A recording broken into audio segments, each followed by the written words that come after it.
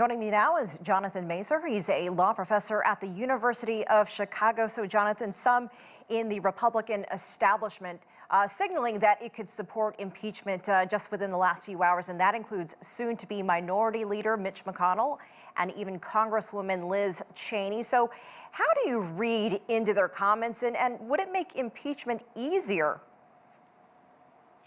I think that it would certainly make impeachment easier. Donald Trump has unified the American political landscape like no one before him, and he's unified them in opposition to him. So it's certainly very significant that Mitch McConnell has come out potentially in favor of impeachment, although not publicly yet.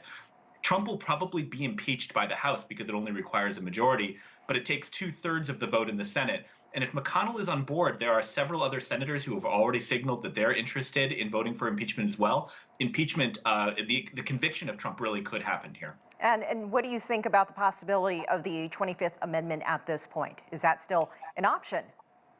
I don't think that the 25th Amendment is on the table any longer. Congress can't vote the 25th Amendment into effect. That takes Vice President Pence and a majority of the cabinet. And Pence has made it pretty clear that he's not interested in invoking the 25th Amendment. So I think that's why we're seeing all this momentum towards impeachment at this point, because the 25th Amendment looks like it's not going to move forward. As we hear more information coming out about what happened last Wednesday, talk of war, more arrests on the horizon, does it bolster the case to impeach the president or not? I mean, there were also reports that this was planned in advance with a lot of communication between the people that were there at the Capitol. What does that do, the legal part of this? Right. Well, I think all of these pieces of evidence add up to an even more damning case against President Trump. And every day, little bits of additional information trickle out about his involvement in the planning of the riots, his incitement of the riots, and in addition, his failure to order the National Guard to quell the riots and to protect the safety of the members of Congress. So all of that will undoubtedly figure into the calculations of members of Congress when they decide how to vote in the impeachment proceedings, and I think will probably make impeachment more likely.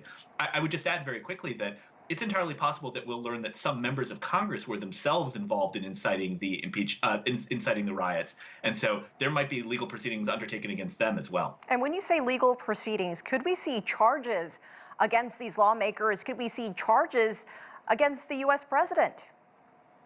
Well, we could certainly see charges against some lawmakers if they were trying to incite the rioters or in some way compromise the safety of the people in the Capitol. We might also see votes to expel certain members of Congress if they were engaged in that sort of behavior. There are reports that one member of Congress was trying to give the location of the Speaker of the House to rioters so that they could find her, which would certainly be a breach of law and of policy and of basic morality.